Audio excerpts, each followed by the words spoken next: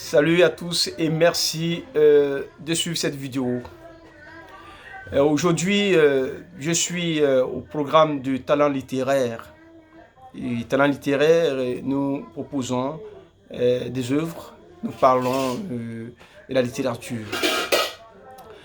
Et avant toute chose, je voudrais vous parler d'une œuvre que j'ai écrite moi-même, dont je suis l'auteur.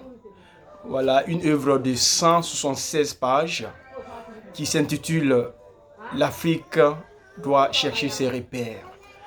Et voici l'œuvre. Là, vous verrez, vous voyez là une carte d'Afrique. Voilà, et une symbolique pour vous montrer un peu l'histoire du développement économique de l'Afrique. Et je me ferai fort de faire l'épilogue de cette œuvre. Que voici.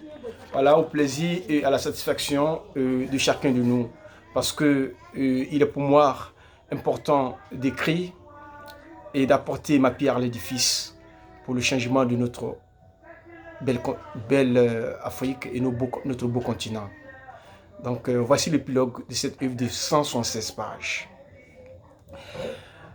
Ici, il est important pour chacun de nous de vouloir chercher. Si nous voulons changer l'Afrique, il faudrait que nous travaillions sur la qualité, l'innovation et la performance.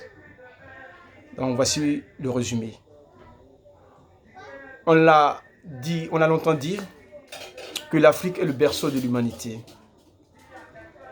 Voici des vers qui ont bercé mon enfance et bien d'autres personnes. Pour moi, cette Afrique devrait être le premier et garder jalousement le pouvoir de son droit d'aînesse. Mais fort malheureusement, il semble le plus vieux continent et le dernier de l'humanité.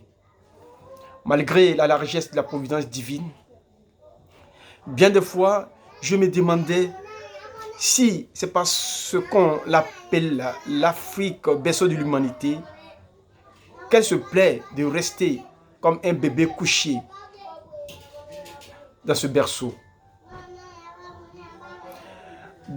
Se plaisant de sa situation, sur les pieds des autres continents, se nourrissant de leurs mamelles, qui ne s'échappe guère de ses lèvres et qui endort son leadership. Longtemps, j'ai cogité. Et plus encore, sur les énigmes de sa position reléguée au rang des continents sous-développés et qui peinent encore à s'émanciper face à la politique internationale des objectifs du développement durable, ODD. Longtemps, j'ai observé quelques zones d'ombre de ces écluses. C'est alors que j'ai eu la prétention de vouloir écrire et changer quelque chose au sein de cette Afrique dont je suis le fils. En prenant ma plume, j'avais à l'idée de griffonner. Griffonner sur les tristes pages d'un monde noir, vulnérable, voyant son destin lui tourner le dos, dont l'encre noire se sacrifiait à une mission œcuménique et régalienne en vue de toucher du doigt les hermétiques et coriaces réalités qui méritent un changement positif d'un monde noir. En bouquinant ces pages, j'ai réalisé que le monde noir refusait de céder le droit de naissance, son ayant droit, mais encore défendant, ce droit lui a été arraché. Au point que chaque génération d'enfants peine à sortir du misérabilisme obscène des temps.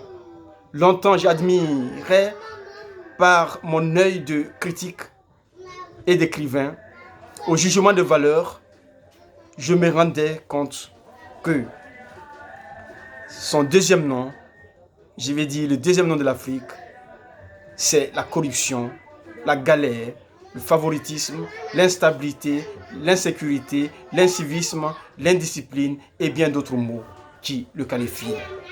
Au relâchement des valeurs nationales et culturelles, source d'obstacles du développement.